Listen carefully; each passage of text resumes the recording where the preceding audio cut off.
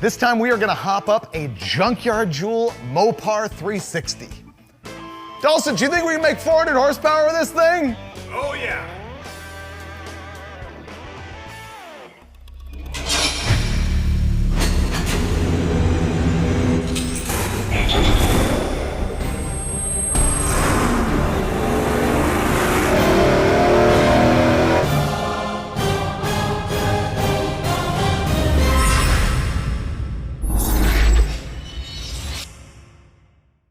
Yeah, you're right. That is the biggest piece of garbage you've ever seen on Engine Masters, which is presented by AMSOIL and supported by Mr. Gasket and also Earls. But what you see as a completely clapped out Mopar 360 small block, I see as a guest star. This thing came directly from the other show that Steve Dulcich and I do, which is called Roadkill Garage. It's only on Motor Trend On Demand. And in a recent episode, we took a 75 or maybe 76 Dodge truck that had been rotting in Dulcich's backyard, and it probably hadn't run in 20 years. But we revived that engine and made it run and drive. We hopped it up a little bit and we threw it in my Challenger. But then we're like, you know what? We got to know, how much power will the 360 make? And so Dulcich returned it to bone stock. This thing is so worn out, you can't even believe it. What we're gonna do on this episode is run it stock and then start throwing some speed parts at it to see how much power you can make with a Junkyard Joule. First up, throw it on the dyno and run it with Thermoquad. Will this thing even make 200 horsepower? I don't think so. When you've got a worn out old engine like this Mopar 360, you might think that the oil doesn't matter at all, but I'm here to tell you it might matter more. We chose Z-Rod 2050 motor oil. It's a thick, high viscosity formula that'll soak up and sop up some of the bearing clearances and worn out rings. It's also the high zinc formula. This engine has a flat tappet cam. It's probably on the edge of worn out as it is. This might make it last long enough to make 400 horsepower with this old Mopar small block. Let's see if I can get that as good as Freiburger. Oh, made a mess.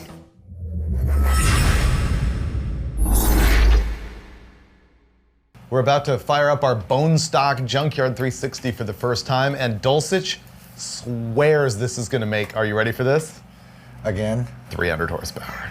I'm secretly hoping for 300, but I think it'll make 260. 260 is your number? Yeah. That's a little more realistic, I think. You're thinking 260? Yeah, I'm thinking 260-ish. I've seen the cylinders in this thing, Yeah. and I know what the cam looks like. I'm gonna give it 245. Well, you're not considering it has 440 red stripe valve springs. Oh, well, that's the key. They're old and used from 1969, but. Yeah, that's the only non-stock thing on this because we know we're gonna be changing the cam later, and so Steve just set the thing up so it can take that camshaft. Plus it had the valve rotators originally, which has Yep. a really short spring, so they had to be changed.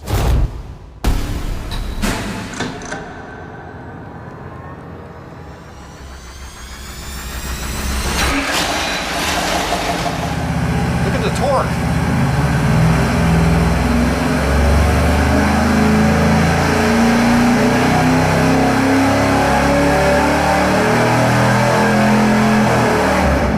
Your junk is junk. Can you pull up the graph? It's your motor though, Freiburger. I know, but we're about to fix it. Yeah?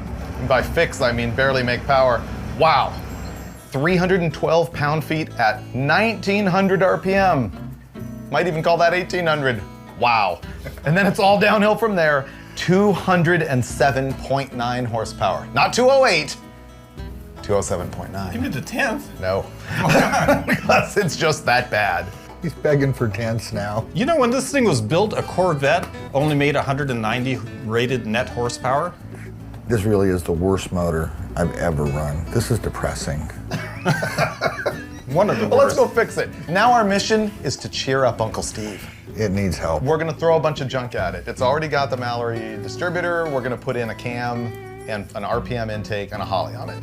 Well, those are all good parts. So now we should be able to make a lot more power. Like 250? The cylinder boards are pretty More? worn out. No, you know, after we can just get rid of all that junk on top of a short block with 8 pistons in it, we should be able to make some decent power. That's the plan. Okay. Let's tear it up. Yeah. Yay for us! 200 horsepower from 360 cubic inches. You know, that takes a talent. Not everybody can do that. It was horrible. So we're gonna throw the entire toolbox at this engine.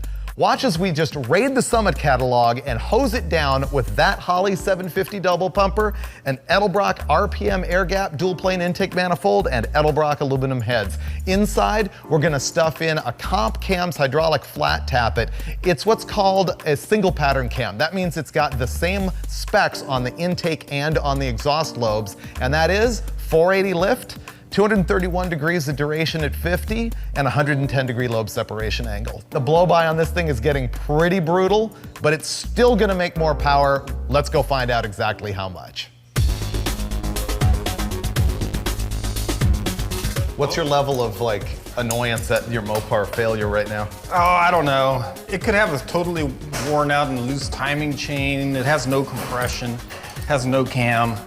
It really didn't have a chance to make horsepower the way it was.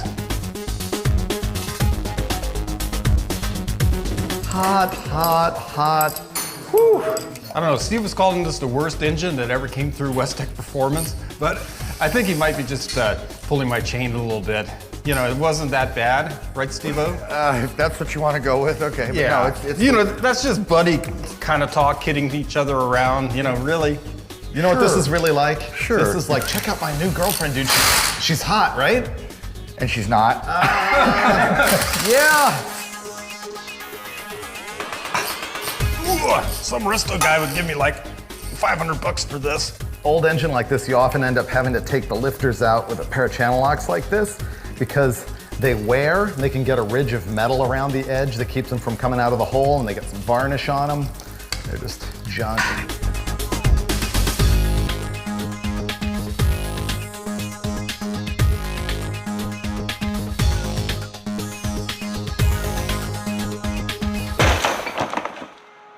You know how this is a special guest star from Roadkill Garage? Yeah? Well, it's continuing a long-held tradition on Roadkill Garage.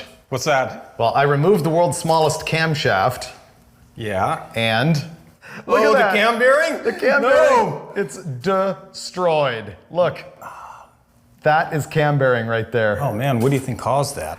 Look, every single one of them is wiped out that bad. Look, there's a piece. wow, look at that one. Yeah, there's a piece of the cam bearing sitting on that connecting rod. On the bright side, we've proved on Roadkill Garage that you It don't doesn't matter. Yeah, you don't really need the cam bearings that much. The ring ridge on these is so much, I mean, the cylinders are funnel shaped. They've got at least 10 thousandths bore wear, which means the cylinders are like this, which means the ring seal is junk. And seriously, that cam bearing, I was willing to let go of the one on the Cleveland because it was kind of okay. That's all flaking the bearing material This off. one is way beyond that level of butchery. So, yeah, I blame you. My fault again.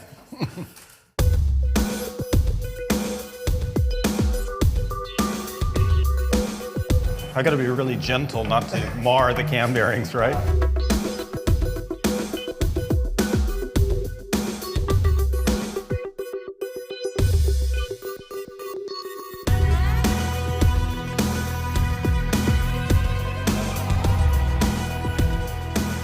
That is a $10 saddle on a $2 horse. This is kind of like Roadkill, where we throw really good parts on really junky cars. What we're installing here are the Edelbrock Performer RPM heads. It's kind of like a street aluminum head. It'll take 50 pounds off the nose of your car and give you a lot more flow than a stock head.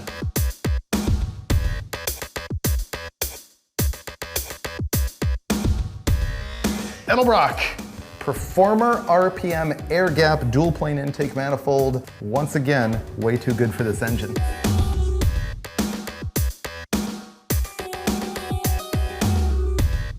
Damn, direct connection. What does that mean? Why does it say direct connection? That's really, really good. That should be some Old Chrysler school. history. What is that? That is Chrysler history. Direct Connection was the performance parts division of Chrysler Company Right. for a long time, and then they dropped that name, but It was your direct connection to performance parts through the factory. yeah, I have to polish these now.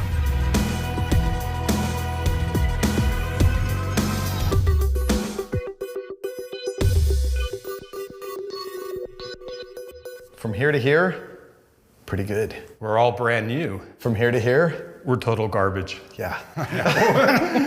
How's that gonna average out? That might average out to being okay. But, well, here's the thing I'm really hoping. If it makes 400 horsepower, that will have doubled its power output for complete garbage. That's the only thing that can save the situation and remove the humiliation of those cam bearings. If it makes 400 horsepower, it'll be a total miracle.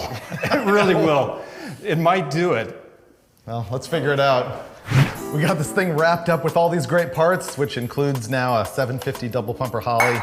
And even though we know that the guts of this engine are completely savaged and trash, I'm gonna use some break-in oil in it because I don't want to destroy that flat tappet camshaft. And that's a actual serious problem these days, is flattening a camshaft if you're not using one of these break-in oils, high zinc, etc. We've actually got the whole pan full of it now. All that's left is to go fire this thing up.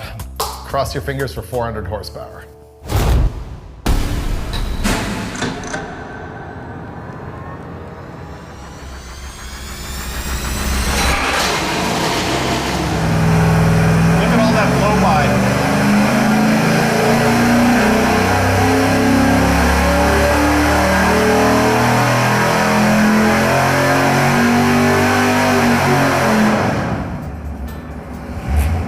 It could be getting water in the oil. It's just completely worn out. Look at how much blow-by is going out the valve cover. I mean, look how nice the curve is, though. Yeah. I think we're done.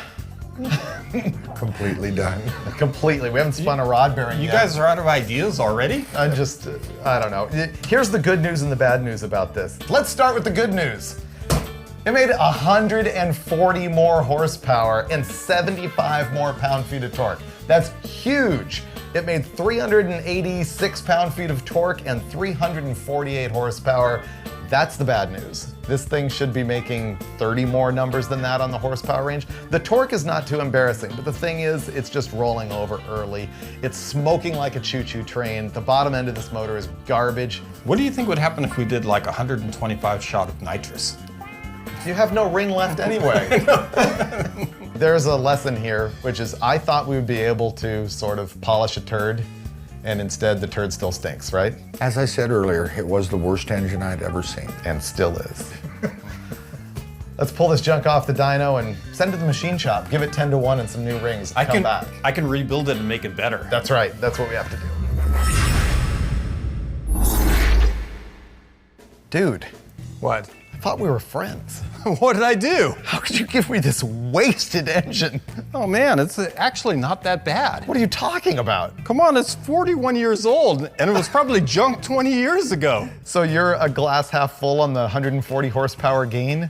I think that was pretty good. I'm a glass half empty on like, what, $3,000 worth of speed parts, and it still makes 350 horsepower. You remember all that blow-by huffing out of the valve cover? Yeah, that's why I'm complaining. I don't know how you could do that to me. Just imagine if that was pushing down on the piston. We would have had like 30 or 40 more horsepower. I guess so. Yeah. You know what I really thought was gonna save it is the direct connection valve covers. Well, they do look nice. That's really all that we've got left at this point.